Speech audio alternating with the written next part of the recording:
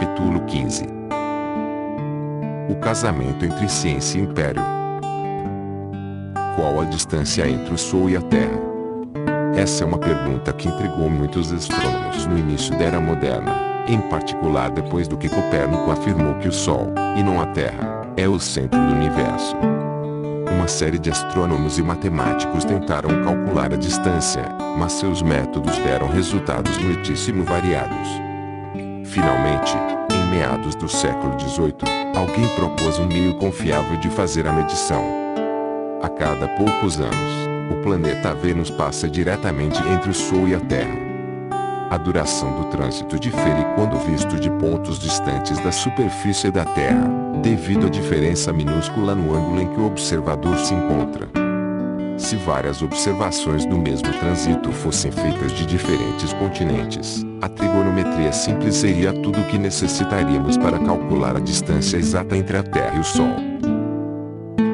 Os astrônomos previram que os próximos trânsitos de Vênus ocorreriam em 1761 e 1769. Então, expedições foram enviadas da Europa aos 4 cantos do mundo a fim de observar o trânsito de tantos pontos distantes quanto possível. Em 1761, os cientistas observaram o trânsito da Sibéria, da América do Norte, de Madagascar e da África do Sul. Quando o trânsito de 1769 se aproximava, a comunidade científica europeia fez um esforço ainda maior e enviou cientistas para o norte do Canadá e a Califórnia, que, na época, era uma região de natureza selvagem. A Sociedade Real de Londres para o Progresso do Conhecimento Natural concluiu que isso não era suficiente. Para obter os resultados mais precisos, era necessário enviar um astrônomo ao sudoeste do Oceano Pacífico. A Sociedade Real resolveu enviar um astrônomo eminente, Charles Green, para o Tahiti e não poupou esforços nem dinheiro. Mas, tendo em vista que estava financiando uma expedição tão cara, não fazia muito sentido usá-la para apenas uma única observação astronômica. Por isso, Green foi acompanhado de uma equipe de outros 8 cientistas de várias disciplinas, liderados pelos botânicos Giuseppe Banks e Daniel Solander. A equipe também inclui artistas incumbidos de produzir desenhos das novas terras, plantas, animais e pessoas que os cientistas certamente encontrariam. Equipada com os instrumentos científicos mais avançados que Banks e a Sociedade Real puderam comprar, a expedição foi entregue ao comando do capitão James Cook, um marinheiro experiente, além de geógrafo e etnógrafo tarimbado. A expedição partiu da Inglaterra em 1768, observou o trânsito de Vênus no Tahiti em 1769, fez o reconhecimento de várias ilhas do Pacífico, visitou a Austrália e a Nova Zelândia e regressou à Inglaterra em 1771.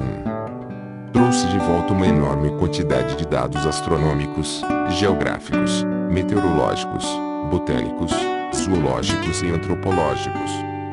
Suas descobertas fizeram importantes contribuições para uma série de disciplinas, instigaram a imaginação dos europeus com histórias impressionantes do Pacífico Sul e inspiraram futuras gerações de naturalistas e astrônomos. Um dos campos que se beneficiaram da expedição de Cook foi a medicina. Na época, os navios que partiam para terras distantes sabiam que mais da metade dos membros de sua tripulação morreria durante a viagem.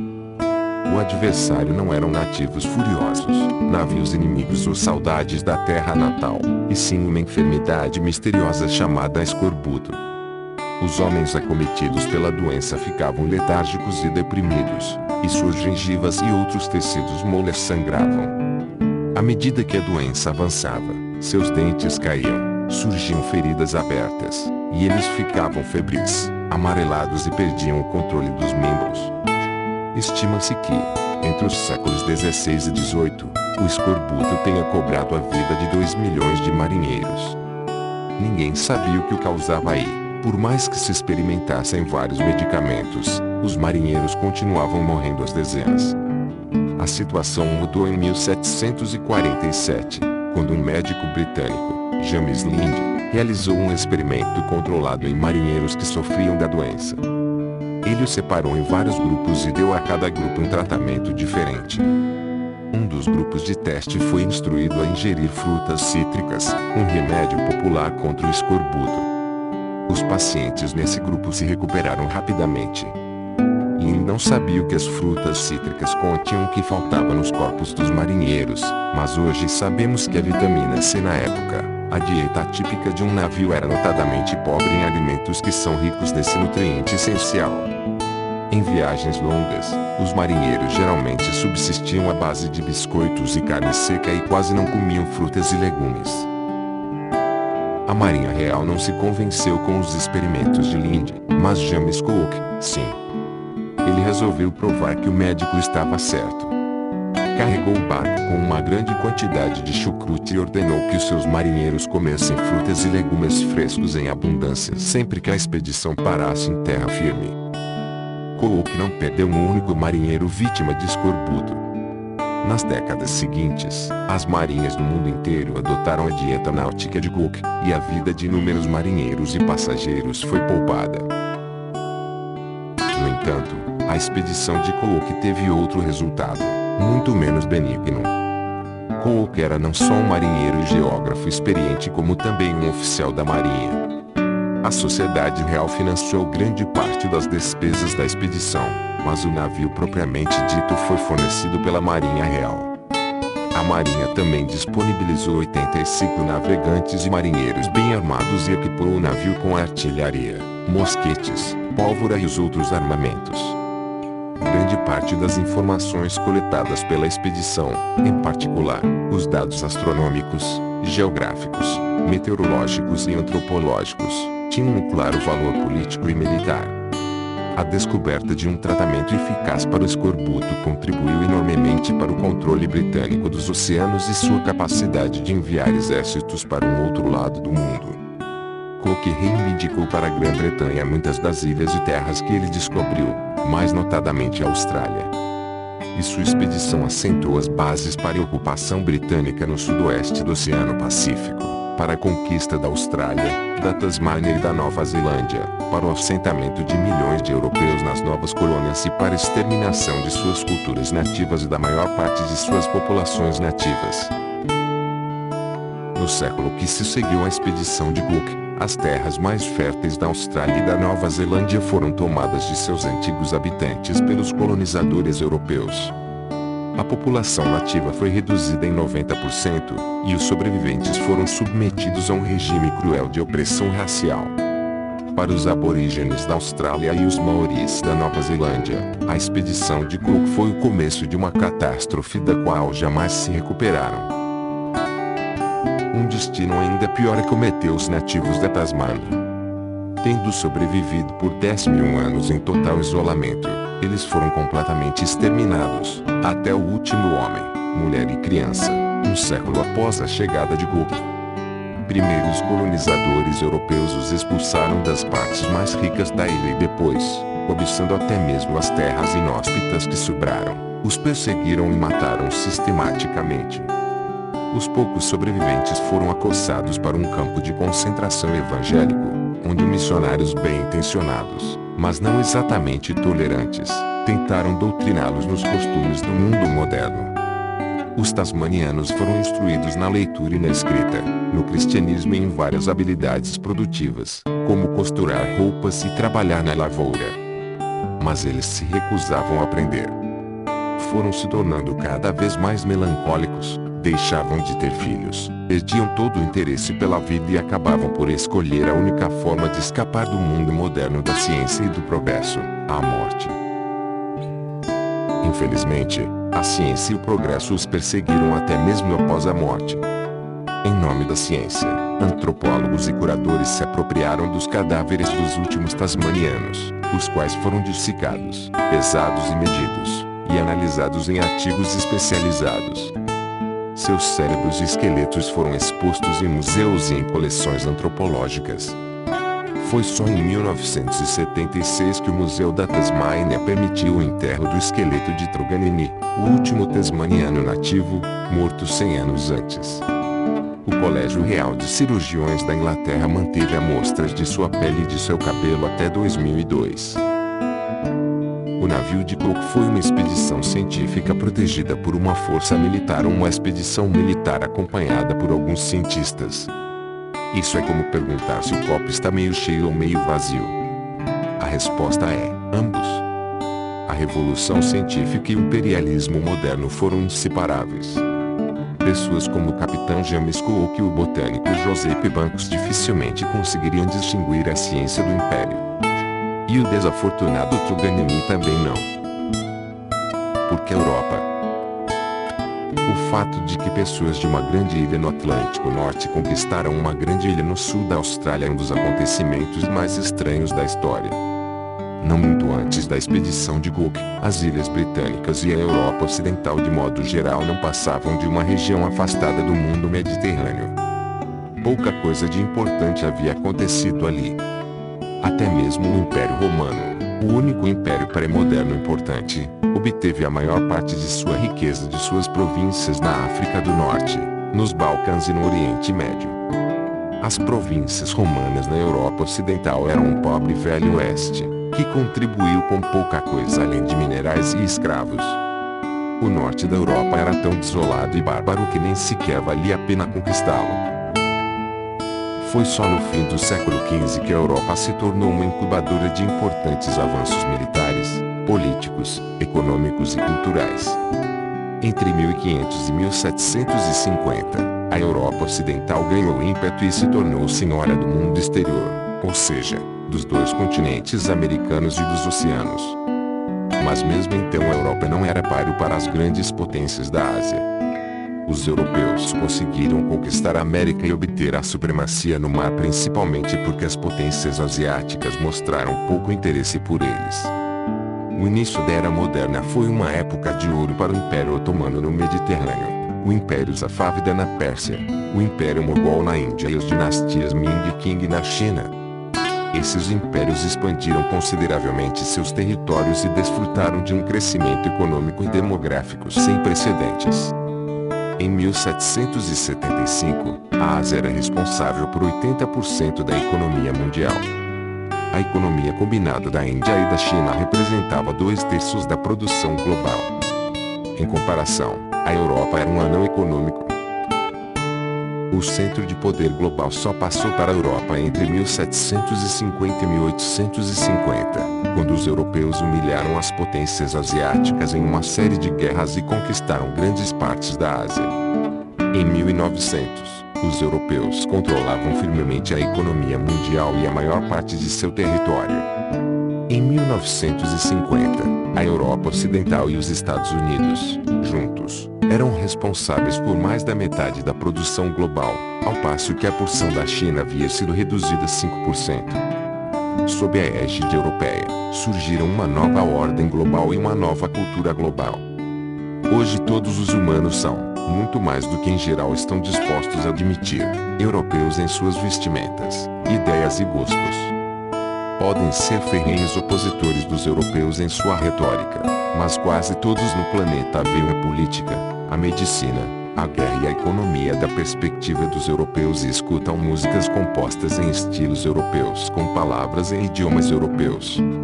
Até mesmo a próspera economia chinesa de hoje, que possivelmente logo reconquistará a primazia global, é edificada sobre um modelo europeu de produção e financiamento. Como as pessoas dessa península gelada da Eurásia conseguiram sair de seu canto remoto do globo e conquistar o mundo inteiro? Com frequência, grande parte do crédito vai para os cientistas da Europa. É inquestionável que de 1850 em diante a dominação europeia se apoiou, em grande medida, no complexo militar industrial científico e na magia tecnológica. Todos os impérios prósperos do fim da Era Moderna cultivaram a pesquisa científica na esperança de colher inovações tecnológicas, e muitos cientistas passaram a maior parte do tempo trabalhando em armamentos, medicamentos e máquinas para seus senhores imperiais. Um ditado comum entre os soldados europeus enfrentando inimigos africanos era: venha o que vier, nós temos metralhadoras, eles não. As tecnologias civis eram não menos importantes. Comida enlatada alimentava soldados, Ferrovias e navios a vapor transportavam soldados e suas provisões, ao passo que um novo arsenal de medicamentos curava soldados, marinheiros e engenheiros de locomotivas. Esses avanços logísticos exerceram um papel muito mais importante na conquista europeia da África do que as metralhadoras. Mas não era assim antes de 1850. O complexo militar industrial científico ainda estava em sua infância, os frutos tecnológicos da revolução científica estavam verdes, e a brecha tecnológica entre as potências europeias, asiáticas e africanas era pequena. Em 1770, James Cook certamente tinha uma tecnologia muito melhor do que os aborígenes australianos, mas os chineses e os otomanos também. Sendo assim, porque a Austrália foi explorada e colonizada pelo capitão James Cook, e não pelo capitão Ascension ou pelo capitão Zane Pazer. E, o que é mais importante, se em 1770 os europeus não tinham qualquer vantagem tecnológica significativa sobre muçulmanos, indianos e chineses, como eles conseguiram, no século seguinte, abrir tamanha brecha entre si mesmos e o resto do mundo? Porque o complexo militar industrial científico floresceu na Europa, e não na Índia. Quando a Grã-Bretanha saiu na frente, porque a França, a Alemanha e os Estados Unidos logo seguiram seus passos, enquanto a China ficou para trás. Quando a distância entre as nações industriais e não industriais se tornou um fator político e econômico óbvio, porque a Rússia, a Itália e a Áustria conseguiram superá-la, enquanto a Pérsia, o Egito e o Império Otomano não. Afinal, a tecnologia da primeira onda industrial era relativamente simples. Era assim tão difícil para os chineses ou os otomanos projetar motores a vapor, fabricar metralhadoras e construir ferrovias. A primeira ferrovia comercial do mundo foi inaugurada em 1830, na Grã-Bretanha. Em 1850, as nações ocidentais eram atravessadas por quase 40 mil quilômetros de ferrovias, mas em toda a Ásia, África e América Latina havia apenas 4 mil quilômetros de trilhos. Em 1880, o Ocidente ostentava mais de 350 mil quilômetros de ferrovias, enquanto no resto do mundo havia apenas 35 mil quilômetros de linhas de trem, e a maioria delas foi construída pelos britânicos na Índia. A primeira ferrovia na China só foi inaugurada em 1876. Tinha 25 quilômetros de extensão e foi construída por europeus. O governo chinês a destruiu no ano seguinte. Em 1880, o Império Chinês não operava uma única ferrovia. A primeira ferrovia na Pérsia só foi construída em 1888 e conectava Teherã a um lugar sagrado muçulmano cerca de 10 quilômetros ao sul da capital. Foi construída e operada por uma empresa belga. Em 1950, a malha ferroviária total da Pérsia ainda totalizava menos 2,5 mil quilômetros, em um país com 7 vezes o tamanho da Grã-Bretanha. Os chineses e os persas não careciam de invenções tecnológicas como os motores a vapor, que podiam ser comprados ou copiados livremente. Eles careciam dos valores, dos mitos, do aparato jurídico e das estruturas sociopolíticas que levaram séculos para se formar e amadurecer no Ocidente e que não podiam ser copiadas e internalizadas rapidamente. A França e os Estados Unidos logo seguiram os passos da Grã-Bretanha porque os franceses e os norte-americanos já partilhavam das estruturas sociais e dos mitos britânicos mais importantes. Os chineses e os persas não conseguiram acompanhar tão depressa porque pensavam e organizavam suas sociedades de maneira diferente. Essa explicação lança nova luz sobre o período de 1500 a 1850. Durante essa época, a Europa não desfrutou de nenhuma vantagem tecnológica, política, militar ou econômica óbvia sobre as potências asiáticas, mas o continente desenvolveu um potencial único, cuja importância se tornou clara subitamente por volta de 1850. A aparente igualdade entre a Europa, a China e o mundo muçulmano em 1770 era uma miragem. Imagine dois construtores, cada um deles ocupado construindo torres muito altas. Um construtor usa madeira e tijolos de barro, ao passo que o outro usa aço e concreto. No início, parece que não há grande diferença entre os dois métodos, já que ambas as torres crescem a um ritmo similar e atingem uma altura semelhante. No entanto, assim que um limiar crítico é ultrapassado, a torre de barro e madeira não consegue aguentar a pressão e desaba, enquanto a torre de aço e concreto cresce andar por andar, até onde a vista alcança. Que potencial a Europa desenvolveu no início da Era Moderna que lhe permitiu dominar o mundo no fim dessa era? Há duas respostas complementares para essa pergunta: a ciência moderna e o capitalismo. Os europeus estavam acostumados a pensar e se comportar de maneira científica e capitalista muito antes de desfrutarem alguma vantagem tecnológica. Quando a bonança tecnológica começou, eles puderam aproveitá-la muito melhor do que todos os demais. Então, dificilmente é uma coincidência que a ciência e o capitalismo formem o legado mais importante que o imperialismo europeu deixou para o mundo pós-europeu do século XII. A Europa e os europeus já não dominam o mundo, mas a ciência e o capital estão cada vez mais fortes. As vitórias do capitalismo são examinadas no capítulo seguinte. Este capítulo é dedicado à história de amor entre o imperialismo europeu e a ciência moderna. A mentalidade da conquista. A ciência moderna floresceu graças aos impérios europeus. Tem, certamente, uma grande dívida para contradições científicas antigas, como as da Grécia clássica, da China, da Índia e do Islã, mas sua característica singular só começou a tomar forma no início da Era Moderna, de mãos dadas com a expansão imperial da Espanha, Portugal, Grã-Bretanha, França, Rússia e Holanda. Durante o início do período moderno, chineses, indianos, muçulmanos, polinésios e indígenas americanos continuaram a fazer importantes contribuições à revolução científica. As ideias de economistas muçulmanos foram estudadas por Adam Smith e Karl Marx. Tratamentos usados pela primeira vez por indígenas americanos foram parar em textos médicos britânicos e dados extraídos de informantes polinésios revolucionaram a antropologia ocidental. Mas até meados do século XX as pessoas que reuniram essas várias descobertas científicas, criando disciplinas científicas, eram as elites governantes intelectuais dos impérios globais europeus. O Extremo Oriente e o mundo islâmico produziram mentes tão inteligentes e curiosas quanto as da Europa. No entanto, entre 1500 e 1950 eles não produziram nada que chegasse perto da física newtoniana ou da biologia darwiniana. Isso não significa que os europeus têm um gênio inigualável para a ciência, ou que dominarão para sempre o estudo da física e da biologia. Assim como o islamismo começou como um monopólio árabe, mas posteriormente foi adotado por turcos e persas, a ciência moderna também começou como uma especialidade europeia, mas hoje está se tornando uma iniciativa multiétnica. O que forjou o vínculo histórico entre a ciência moderna e o imperialismo europeu?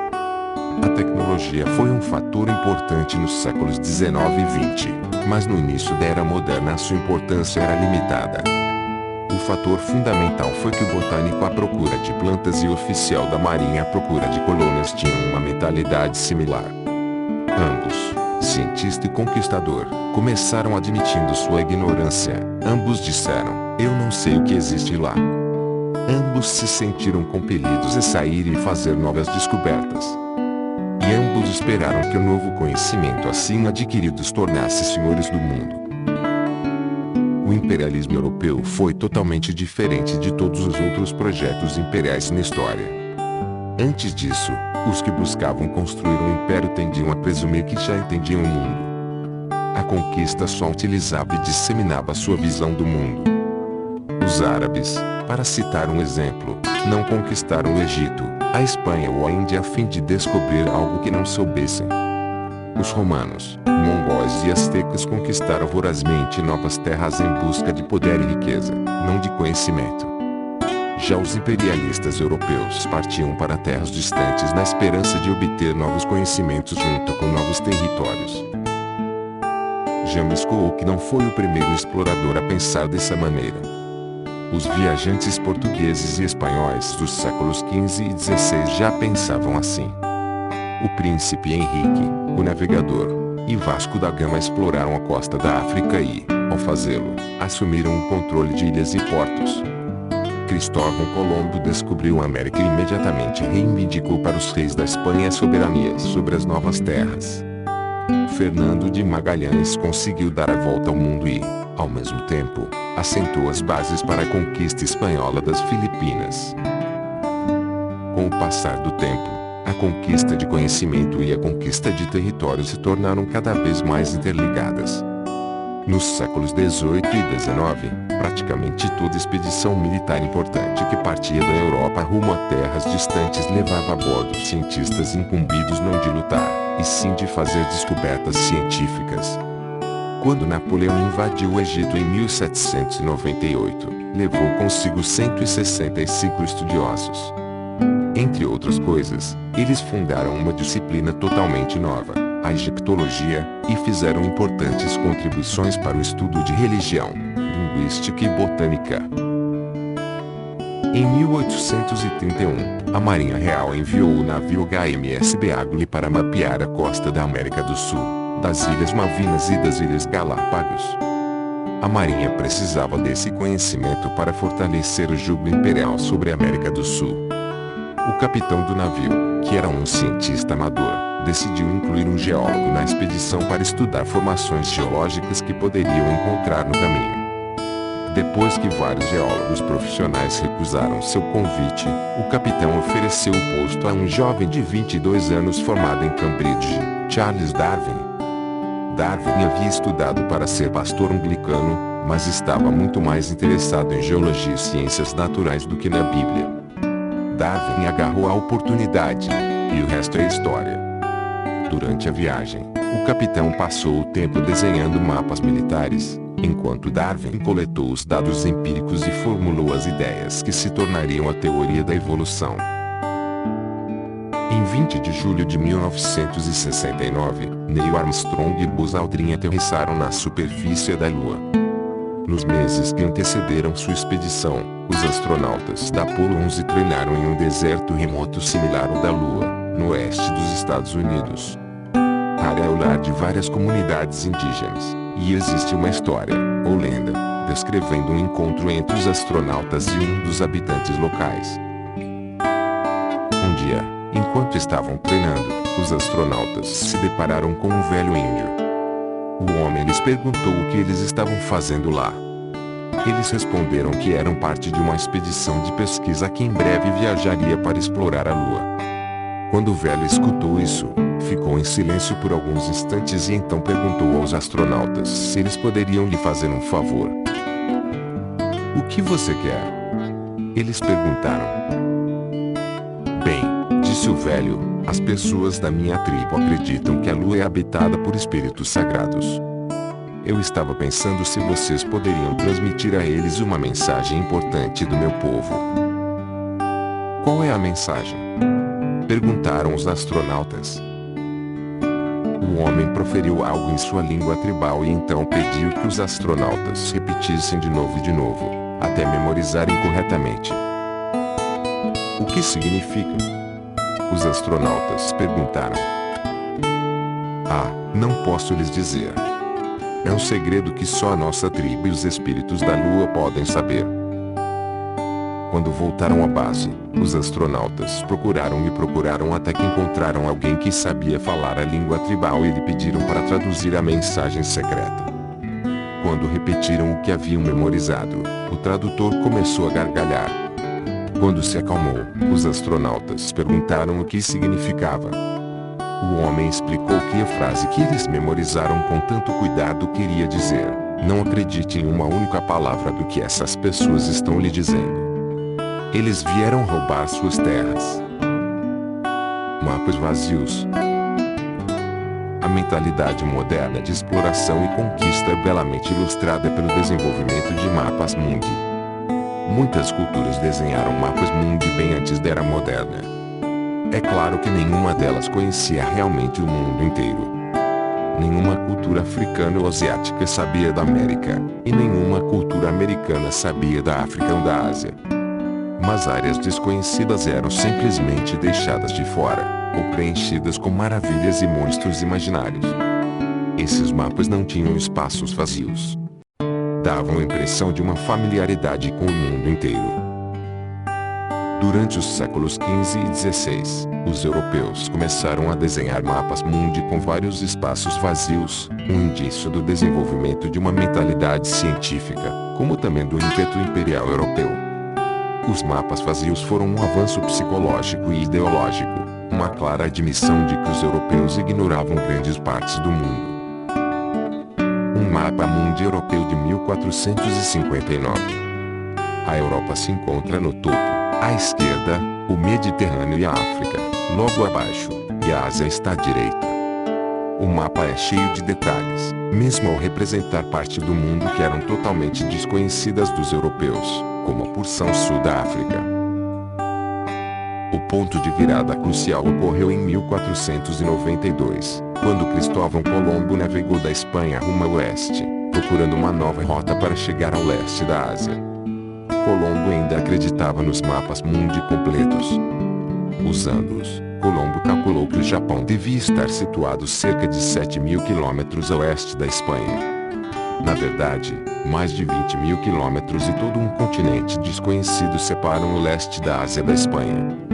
Em 12 de outubro de 1492, por volta das 2 horas da manhã, a expedição de Colombo colidiu com o continente desconhecido.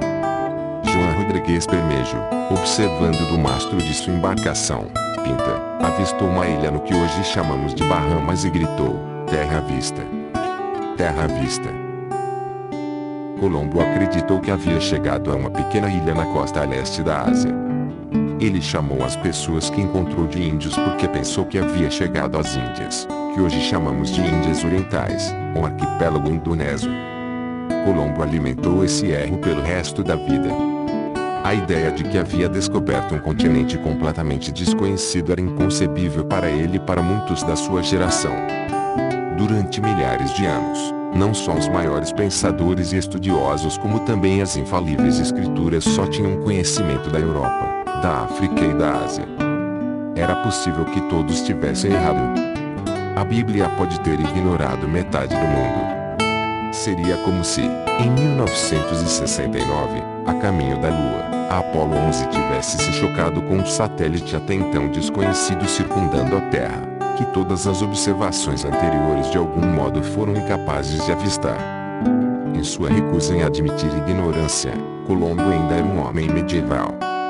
Ele estava convencido de que conhecia o mundo inteiro, e nem mesmo sua descoberta grandiosa foi capaz de convencê-lo do contrário. O primeiro homem moderno foi Américo Vespúcio, um marinheiro italiano que participou de várias expedições à América de 1499 a 1504.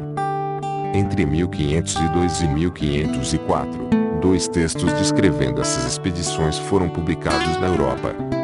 Eles foram atribuídos a Vespúcio.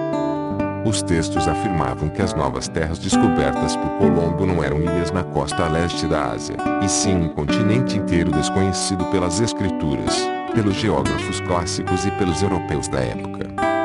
Em 1507, convencido por esses argumentos, um respeitado cartógrafo chamado Martin Waldseemüller publicou um mapa mundi atualizado, o primeiro a mostrar o lugar onde haviam chegado as frotas que partiram da Europa rumo ao oeste como um continente separado.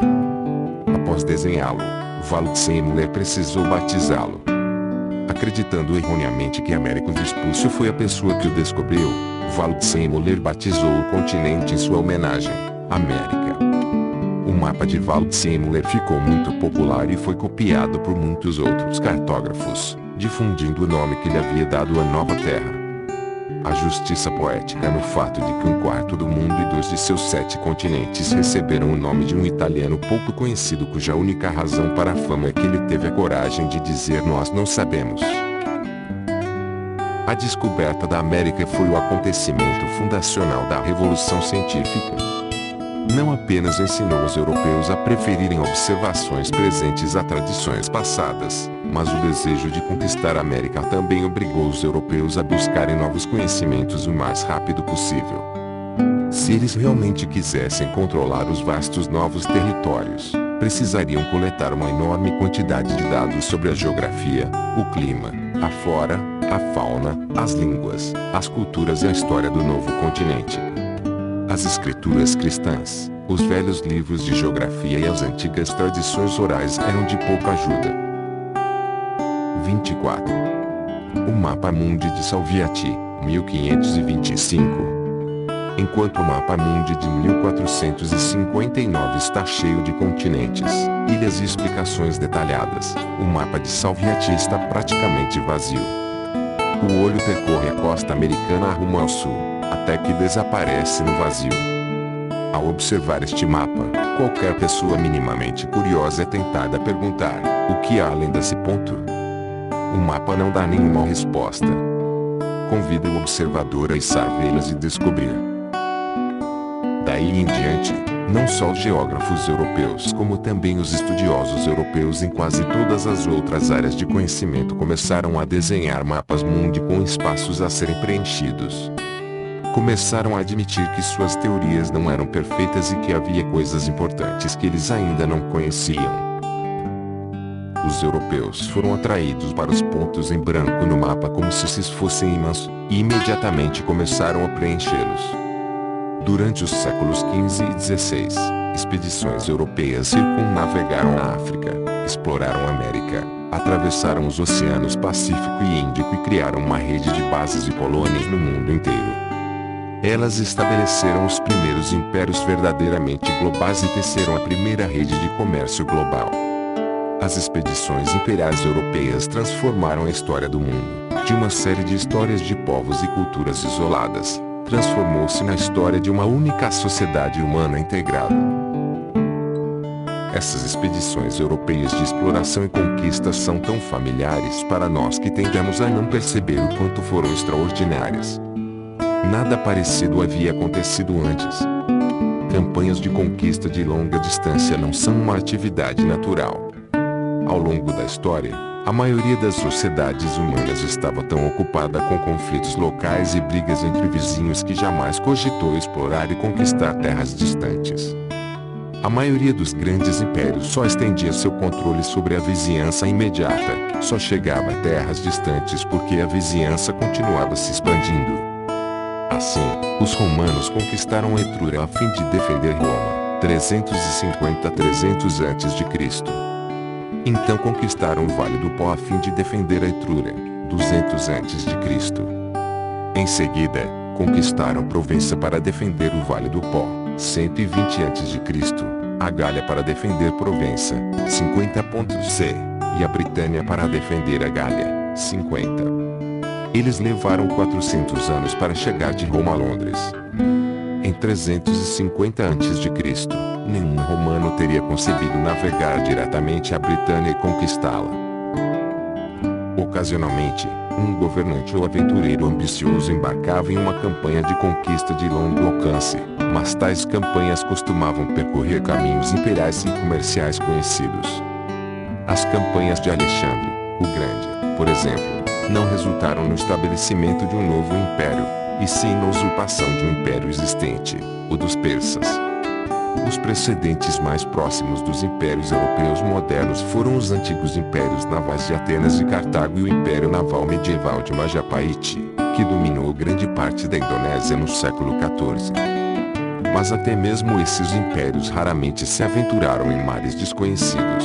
Suas explorações navais eram iniciativas locais em comparação com os empreendimentos globais dos europeus modernos.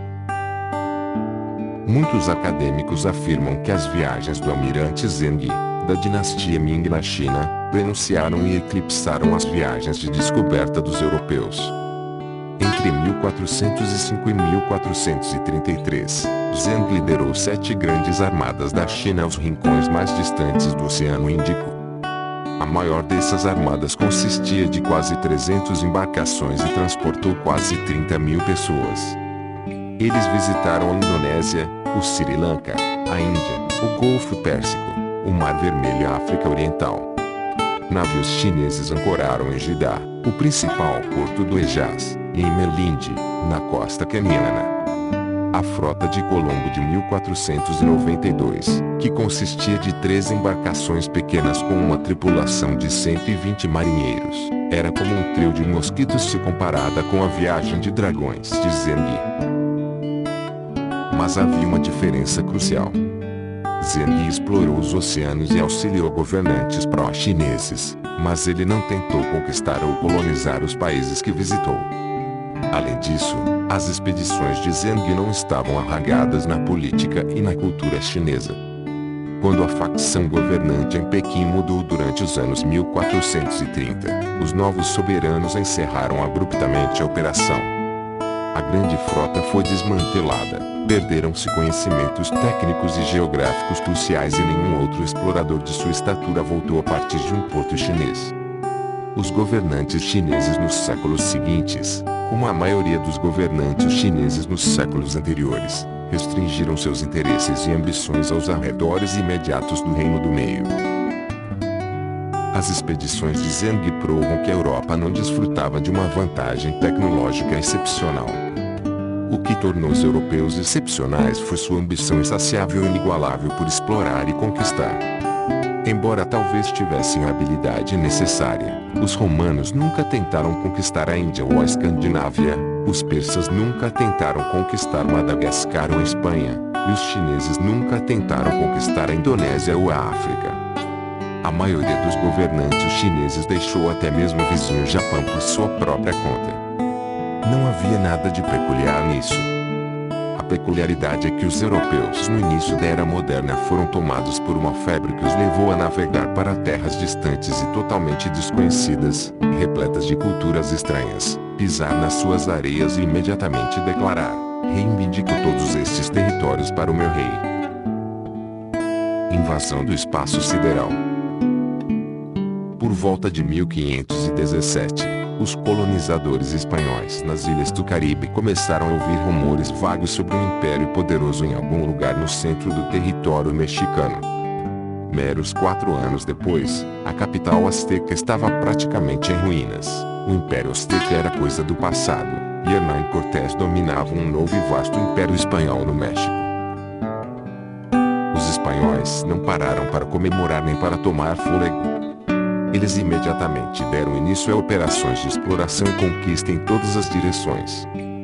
Os governantes anteriores da América Central, os aztecas, os toltecas, os maias, mal sabiam que a América do Sul existia e jamais haviam feito qualquer tentativa de subjugá-la, ao longo de 2000 anos. No entanto, em pouco mais de 10 anos, Francisco Pizarro descobriu o Império Inca na América do Sul, e o subjugou em 1532.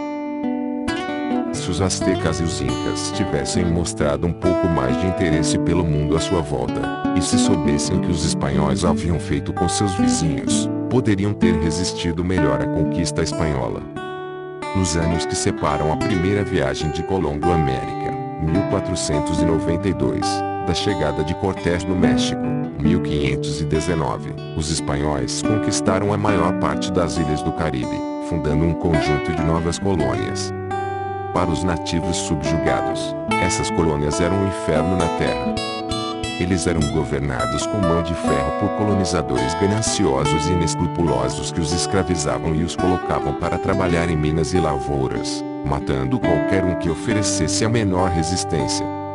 A maior parte da população nativa morreu logo, por causa das árduas condições de trabalho ou da virulência das doenças que pegaram carona para a América nos navios dos conquistadores. Em 20 anos, quase toda a população nativa do Caribe foi exterminada. Os colonizadores espanhóis começaram a importar escravos africanos para preencher o vácuo. Esse genocídio aconteceu bem diante do Império Azteca, mas, quando Cortés chegou à costa oriental do Império, os aztecas não sabiam nada a respeito. A chegada dos espanhóis foi o equivalente a uma invasão alienígena vinda do espaço sideral. Os aztecas estavam convencidos de que conheciam o mundo inteiro e de que governavam a maior parte dele. Para eles, era inimaginável que fora de seu domínio pudesse existir alguma coisa como os espanhóis. Quando Cortés e seus homens aportaram nas praias ensolaradas da atual Veracruz, foi a primeira vez que os aztecas encontraram pessoas completamente desconhecidas. Os aztecas não souberam como reagir. Tiveram dificuldade em decidir o que eram aqueles estranhos. Ao contrário de todos os humanos conhecidos, os alienígenas tinham pele branca. Também tinham muitos pelos no rosto. Alguns tinham cabelo da cor do sol. Tinham um odor terrível. A higiene dos nativos era muito melhor que a higiene dos espanhóis. Quando os espanhóis chegaram pela primeira vez no México, nativos portando queimadores de incenso foram incumbidos de acompanhá-los onde quer que eles fossem. Os espanhóis pensaram que fosse um sinal de honra divina. Sabemos, com base em fontes dos nativos, que eles consideravam o cheiro dos recém-chegados insuportável. A cultura material dos forasteiros era ainda mais impressionante. Eles chegaram em embarcações gigantescas, de um tipo jamais imaginado, muito menos visto pelos astecas. Cavalgavam no dorso de animais enormes e assustadores, rápidos como o vento. Eram capazes de produzir relâmpago e trovão com espetos brilhantes de metal. Tinham espadas compridas e reluzentes e armaduras impenetráveis, contra as quais as espadas de madeira e as lanças de sílex dos nativos eram inúteis. Alguns astecas pensaram que de certo se tratava de deuses. Outros afirmavam que eram demônios, ou o fantasma dos mortos, ou feiticeiros poderosos. Em vez de concentrar todas as forças disponíveis e exterminar os espanhóis, os astecas deliberaram, perderam tempo e negociaram. Não viram motivo para se apressar. Afinal, Cortés tinha não mais de 550 espanhóis consigo. O que 550 homens poderiam fazer a um império de milhões? Cortés era igualmente ignorante acerca dos astecas, mas ele e seus homens tinham vantagens significativas sobre os adversários. Enquanto os astecas não tinham experiência alguma em se preparar para a chegada desses forasteiros de aparência estranha e odor repugnante, os espanhóis sabiam que o planeta estava cheio de reinos humanos desconhecidos, e ninguém era mais perito que eles em invadir terras estrangeiras e lidar com situações sobre as quais eram totalmente ignorantes. Para o conquistador europeu moderno, assim como para o cientista europeu moderno, mergulhar no desconhecido era estimulante. Então, quando ancorou naquela praia ensolarada em julho de 1519, Cortés não hesitou em agir. Como um alienígena de ficção científica saindo de sua espaçonave, ele declarou aos locais boquiabertos: "Nós viemos em paz. Levem-nos ao seu líder." Cortés explicou que era um emissário pacífico do grande rei da Espanha e pediu uma entrevista diplomática com o governante azteca, Montezuma II. Isso era uma mentira deslavada. Cortés liderou uma expedição independente de aventureiros gananciosos. O rei da Espanha nunca tinha ouvido falar de Cortés nem dos astecas. Cortés recebeu guias, alimentos e algum auxílio militar de inimigos locais dos astecas. Então, marchou rumo à capital azteca, a grande metrópole de Tenochtitlan. Os astecas permitiram que os forasteiros marchassem até a capital e então, respeitosamente, conduziram seu líder ao encontro do imperador Montezuma. No meio da entrevista, Cortés deu um sinal, e espanhóis com armaduras de aço assassinaram os guarda-costas de Montezuma, equipados apenas com porretes de madeira e lâminas de pedra. O convidado de honra fez de seu anfitrião prisioneiro. Cortés estava agora em uma situação muito delicada. Ele havia capturado o imperador, mas estava cercado por dezenas de milhares de guerreiros inimigos furiosos, milhões de civis hostis e todo um continente sobre o qual ele não sabia praticamente nada. Tinha à sua disposição apenas algumas centenas de homens, e os reforços espanhóis mais próximos estavam em Cuba, a mais de 1,5 mil quilômetros de distância.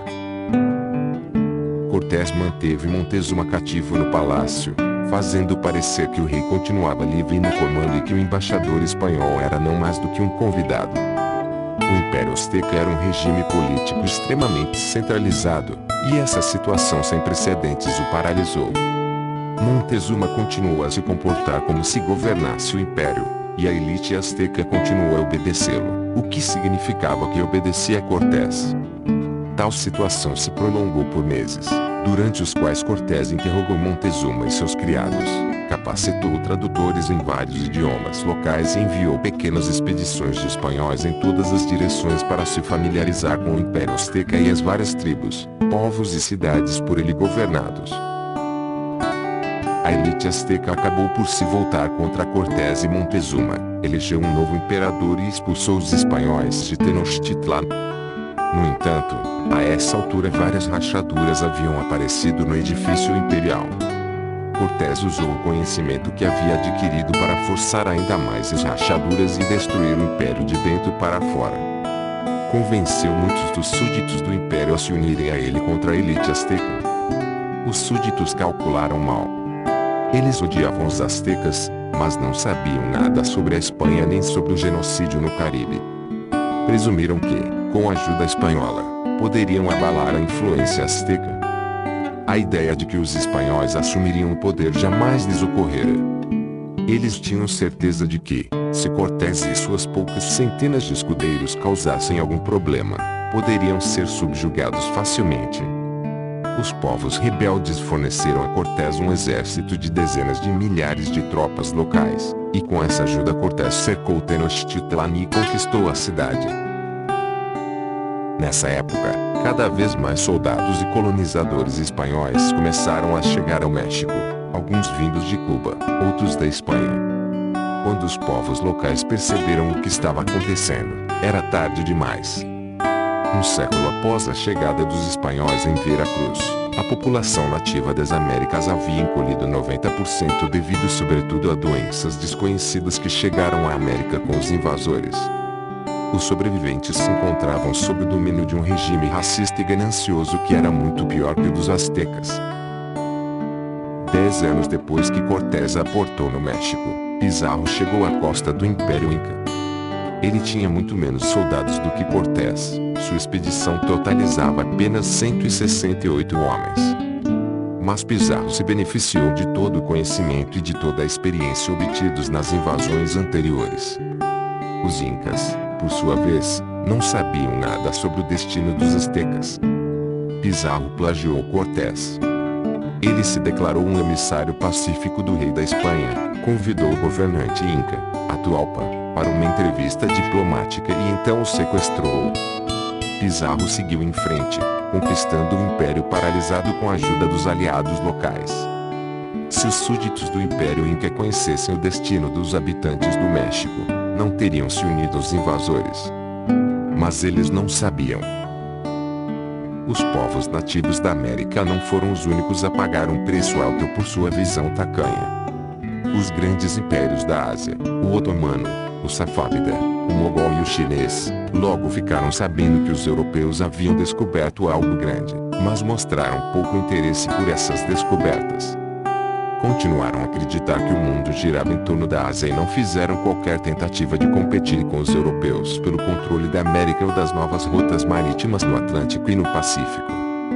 Até mesmo reinos europeus pequenos como a Escócia e a Dinamarca enviaram algumas expedições de exploração e conquista para a América, mas nenhuma de tais expedições jamais partiu do mundo islâmico, da Índia ou da China.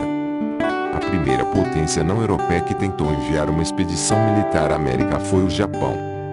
Isso aconteceu em junho de 1942, quando uma expedição japonesa conquistou Quisquetu, duas pequenas ilhas na costa do Alasca, capturando, no processo, 10 soldados norte-americanos e um cachorro. Isso foi o mais perto que os japoneses chegaram do continente. É difícil argumentar que os otomanos ou os chineses estavam longe demais, ou que careciam dos meios tecnológicos, econômicos ou militares necessários. Os recursos que enviaram Zenghi da China à África Oriental nos anos 1420 deviam ser suficientes para chegar à América. Os chineses simplesmente não estavam interessados. O primeiro mapa mundi chinês a mostrar a América só foi publicado em 1602, e por um missionário europeu. Durante 300 anos, os europeus desfrutaram de supremacia indisputada na América e na Oceania, no Atlântico e no Pacífico. As únicas batalhas significativas nessas regiões foram entre potências europeias.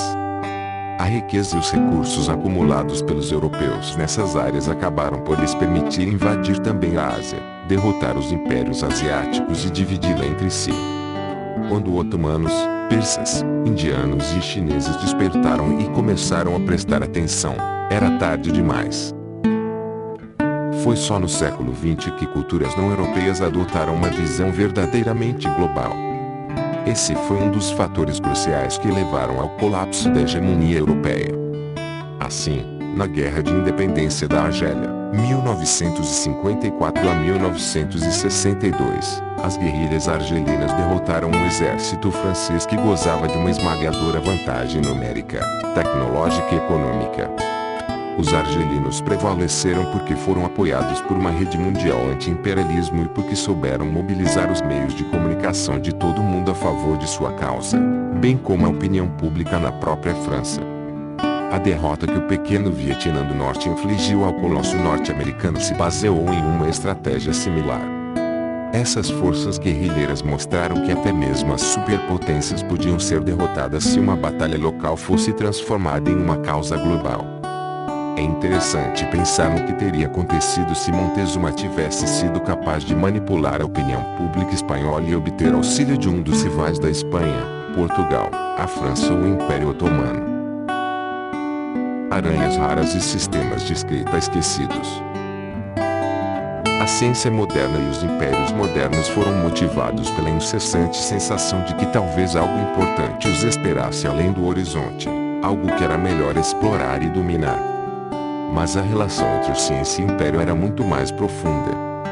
Não só a motivação como também as práticas dos que erguiam impérios se confundiam com as dos cientistas. Para os europeus modernos, construir um império era um projeto científico, e criar uma disciplina científica era um projeto imperial. Quando conquistaram a Índia, os muçulmanos não levaram consigo arqueólogos para estudar sistematicamente a história indiana, antropólogos para estudar as culturas indianas, geólogos para estudar os solos indianos ou zoólogos para estudar a fauna indiana. Quando conquistaram a Índia, os britânicos fizeram todas essas coisas. Em 10 de abril de 1802, foi lançado o Grande Levantamento da Índia. Durou 60 anos.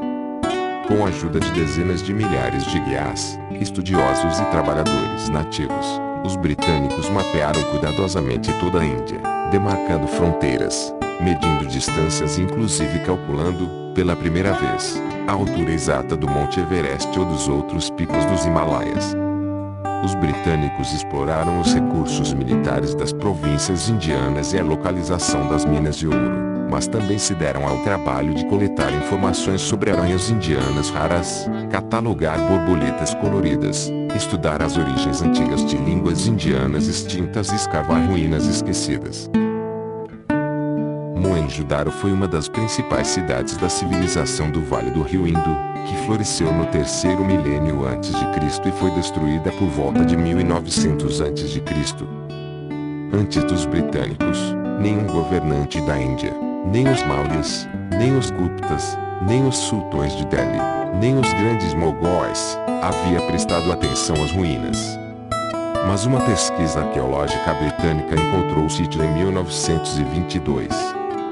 Uma equipe britânica então escavou e descobriu a primeira grande civilização da Índia, da qual nenhum indiano tinha conhecimento.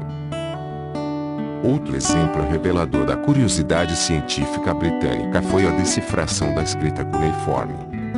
Esse foi o principal sistema de escrita usado em todo o Oriente Médio por quase 3.000 anos, mas a última pessoa capaz de lê-lo provavelmente morreu no começo do primeiro milênio da era cristã. Desde então, os habitantes da região frequentemente encontravam inscrições cuneiformes em monumentos, estelas, ruínas antigas e cerâmicas quebradas. Entretanto, eles não faziam ideia de como ler os rabiscos estranhos e angulares, e, até onde sabemos, nunca tentaram. A escrita cuneiforme chamou a atenção dos europeus em 1618, quando o embaixador espanhol na Pérsia foi visitar as ruínas da antiga Persépolis, onde viu inscrições que ninguém soube lhe explicar. Notícias sobre a escrita desconhecida se espalharam entre os especialistas europeus e aguçaram sua curiosidade. Em 1657, estudiosos europeus publicaram a primeira transcrição de um texto cuneiforme de Persépolis. Seguiram-se cada vez mais transcrições, e por quase 2 séculos os estudiosos no Ocidente tentaram decifrá-las. Nenhum deles conseguiu. Nos anos 1830, um oficial britânico chamado Henry Rawlinson foi enviado à Pérsia para ajudar o Shah a treinar seu exército à maneira europeia. Em seu tempo livre, Rawlinson viajou pela Pérsia e certo dia foi conduzido por guias locais até uma falésia nas montanhas Zagros, onde lhe mostraram a enorme inscrição de Behistun. Com aproximadamente 15 metros de altura e 25 de largura, ela foi entalhada no alto de uma falésia por ordem do rei Dario I, em torno de 500 a.C. Estava gravada em escrita cuneiforme em 3 idiomas: persa antigo, elamita e babilônia. A inscrição era bastante conhecida pelos habitantes locais, mas ninguém era capaz de lê-la. Rawlinson se convenceu de que, se pudesse decifrar a escrita, ele e outros estudiosos poderiam ler várias outras inscrições e textos que, na época, estavam sendo descobertos em todo o Oriente Médio, assim abrindo uma porta para um mundo antigo e esquecido. O primeiro passo para decifrar o que estava escrito era produzir uma transcrição precisa que pudesse ser enviada para a Europa. Rawlinson desafiou a morte para fazê-lo, escalando a falésia íngreme a fim de copiar as estranhas letras. Ele contratou vários habitantes locais para ajudá-lo, em especial um garoto curdo que escalou até as partes mais inacessíveis da falésia a fim de copiar a parte superior da inscrição. Em 1847, o projeto foi concluído, e uma cópia completa e precisa foi enviada à Europa. Rawlinson não se deu por satisfeito. Sendo um oficial do exército, ele tinha missões militares e políticas para cumprir, mas sempre que tinha um momento livre se debruçava sobre a escrita secreta. Experimentou um método após outro e finalmente conseguiu decifrar a parte da inscrição em persa antigo. Essa era a mais fácil, já que o persa antigo não era tão diferente do persa moderno, que Rawlinson conhecia muito bem. Uma compreensão do trecho em persa antigo lhe deu a chave que ele precisava para desvendar os segredos dos trechos elamita e babilônia. A grande porta se abriu, e de lá saiu uma enxurrada de vozes antigas, mas vivas, o tumulto de bazares sumérios, as proclamações de reis assírios, as discussões de burocratas babilônios. Sem os esforços de imperialistas europeus modernos como Rawlinson, não teríamos tomado conhecimento de boa parte do destino dos impérios antigos do Oriente Médio. Outro célebre estudioso imperialista foi William Jones. Jones chegou à Índia em setembro de 1783 para servir como juiz na Suprema Corte de Bengala. Ele também foi tão cativado pelas maravilhas da Índia que em menos de 6 meses após chegar fundou a Sociedade Asiática. Essa organização acadêmica se dedicava a estudar as culturas, as histórias e as sociedades da Ásia, em particular da Índia. Menos de 2 anos depois, Jones publicou suas observações sobre o sânscrito, que se tornaram pioneiras da ciência da linguística comparativa. Em seus textos, Jones apontou similaridades surpreendentes entre o sânscrito, uma língua indiana antiga que se tornou a língua sagrada do ritual hindu, e o grego e o latim, bem como similaridades entre todas essas línguas e o gótico, o celta, o persa antigo, o francês e o inglês. Assim, mãe em sânscrito é matar, em latim é mater e em celta antigo é matir. Jones supôs que todas essas línguas deviam ter uma mesma origem, tendo se desenvolvido a partir de uma língua ancestral esquecida. Foi, portanto, o primeiro a identificar aquela que mais tarde veio a ser conhecida como família de línguas indo-europeias. O estudo de Jones foi um marco importante não só devido às suas hipóteses ousadas e precisas, mas também devido à metodologia ordenada que ele desenvolveu para comparar as línguas. Tal metodologia foi posteriormente adotada por outros acadêmicos, permitindo que estudassem sistematicamente o desenvolvimento de todas as línguas do mundo. Os linguistas receberam entusiástico apoio imperial. Os impérios europeus acreditavam que, para governar de maneira eficaz, precisavam conhecer as línguas e as culturas de seus súditos. Ao chegar à Índia, os oficiais britânicos passavam até 3 anos em uma faculdade de Calcutá, onde estudavam direito muçulmano e hindu ao lado de direito britânico, sânscrito, urdu e persa ao lado de grego e latim, e cultura tâmil, bengalesa e hindustânia ao lado de matemática, economia e geografia. O estudo de linguística prestou um auxílio inestimável na compreensão da estrutura e da gramática das línguas locais. Graças ao trabalho de pessoas como Elian Jones e Henry Rawlinson, os conquistadores europeus conheciam muito bem seus impérios. Com efeito, muito melhor do que todos os conquistadores anteriores, ou mesmo do que a própria população nativa. Seu conhecimento superior teve vantagens práticas visíveis. Sem tal conhecimento, é improvável que um número irrisório de britânicos tivesse conseguido governar, oprimir e explorar tantas centenas de milhões de indianos por 2 séculos.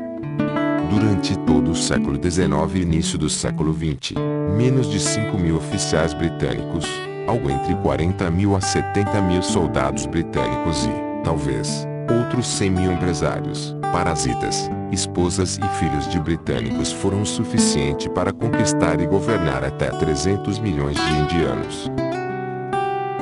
Mas essas vantagens práticas não foram a única razão pela qual os impérios financiaram o estudo de linguística, botânica, geografia e história. Não menos importante foi o fato de que a ciência deu aos impérios uma justificativa ideológica. Os europeus modernos passaram a acreditar que adquirir novo conhecimento era sempre bom.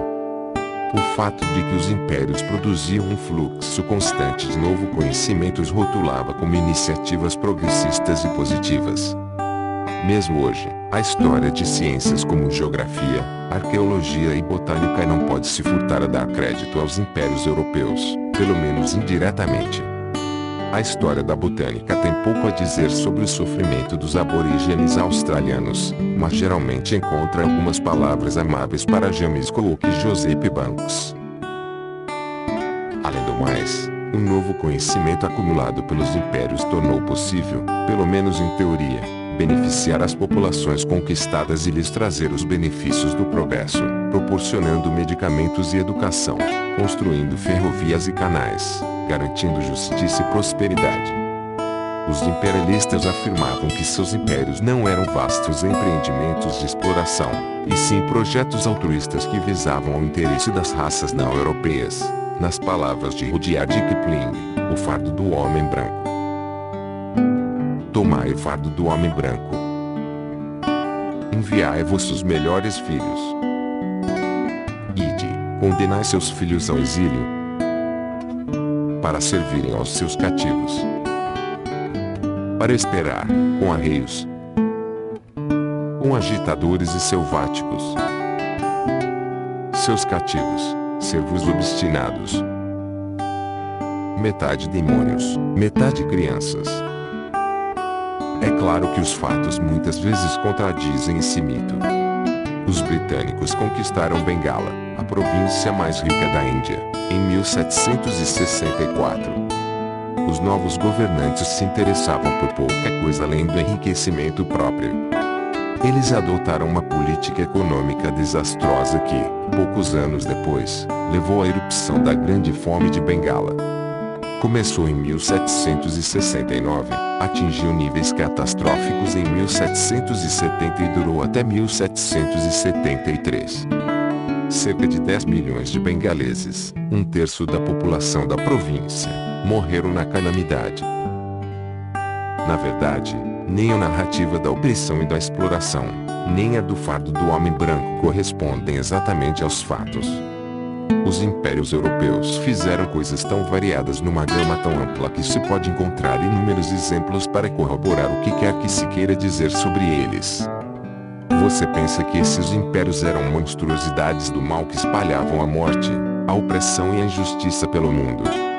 Facilmente seria possível encher uma enciclopédia com seus crimes. Você quer afirmar que eles na verdade aprimoraram as condições de vida de seus súditos com novos remédios, melhores condições e maior segurança? Você poderia encher outra enciclopédia com suas realizações.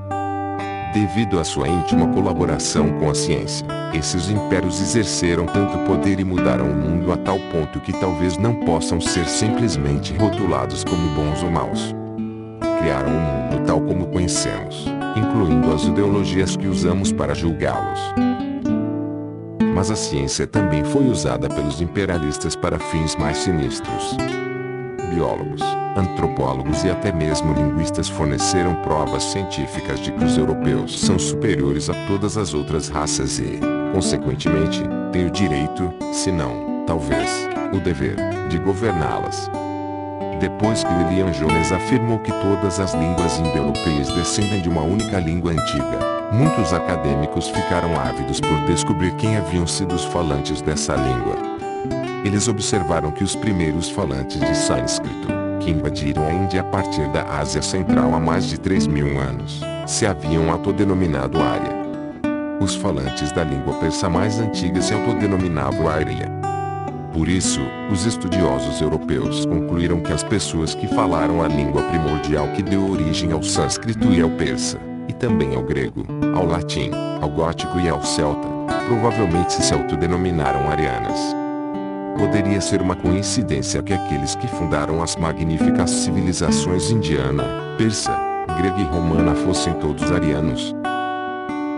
Em seguida, acadêmicos britânicos, franceses e alemães associaram a teoria linguística sobre os arianos divergentes com a teoria de seleção natural de Darwin e postularam que os arianos eram não só um grupo linguístico como também uma entidade biológica, uma raça. E não qualquer raça, mas uma raça superior de humanos altos, de cabelo claro e olhos azuis, trabalhadores e superracionais que surgiram das brumas do norte para assentar as bases da cultura no mundo inteiro.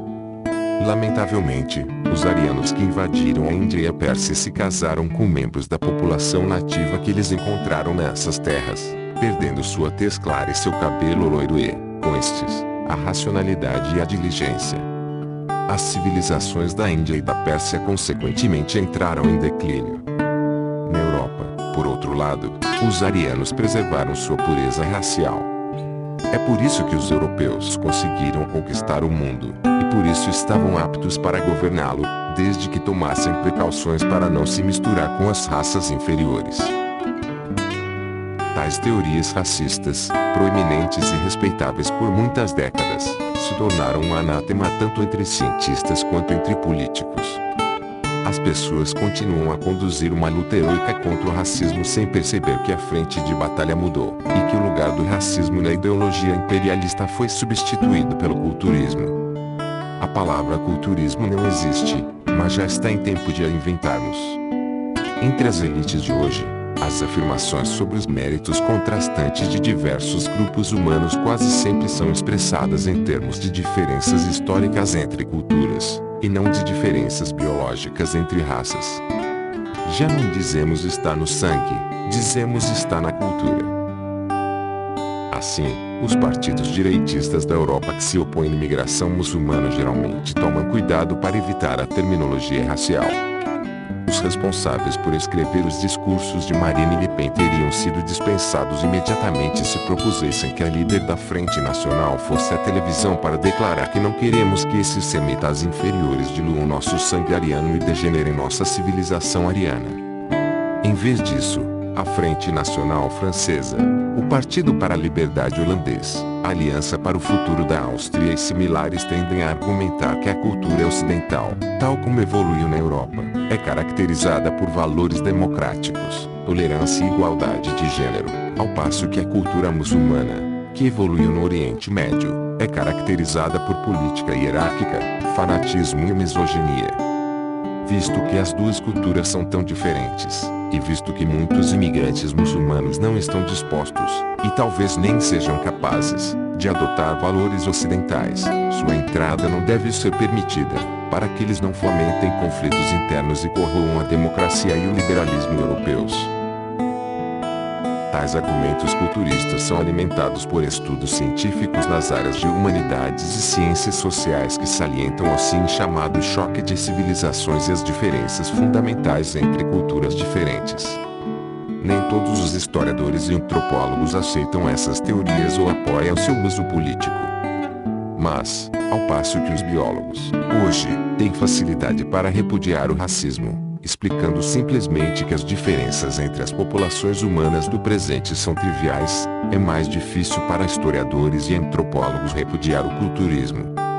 Afinal, se as diferenças entre as culturas humanas são triviais, por que deveríamos pagar historiadores e antropólogos para estudá-las? Os cientistas forneceram ao projeto imperialista conhecimento prático, justificativas ideológicas e aparatos tecnológicos. Sem essa contribuição, é extremamente questionável se os europeus teriam conquistado o mundo. Os conquistadores devolveram o favor fornecendo aos cientistas informações e proteção, apoiando todo tipo de projeto estranho e fascinante, disseminando o modo de pensar científico aos quatro cantos da Terra. Sem o apoio imperial, é duvidoso que a ciência moderna tivesse ido tão longe. Há pouquíssimas disciplinas científicas que não começaram a vida como servas do crescimento imperial e que não devem grande parte de suas descobertas, coleções, edificações e bolsas de estudos à ajuda generosa de oficiais do exército, capitães da marinha e governantes imperiais. Isso obviamente não é toda a história. A ciência foi apoiada por outras instituições, e não só por impérios. E os impérios europeus cresceram e floresceram graças também a outros fatores além da ciência. Por trás da ascensão meteórica tanto da ciência quanto do império, espreita uma força particularmente importante: o capitalismo. Se não fosse pelos homens de negócios procurando ganhar dinheiro, Colombo não teria chegado à América, James Cook não teria chegado à Austrália e Neil Armstrong jamais teria dado aquele pequeno passo na superfície da Lua.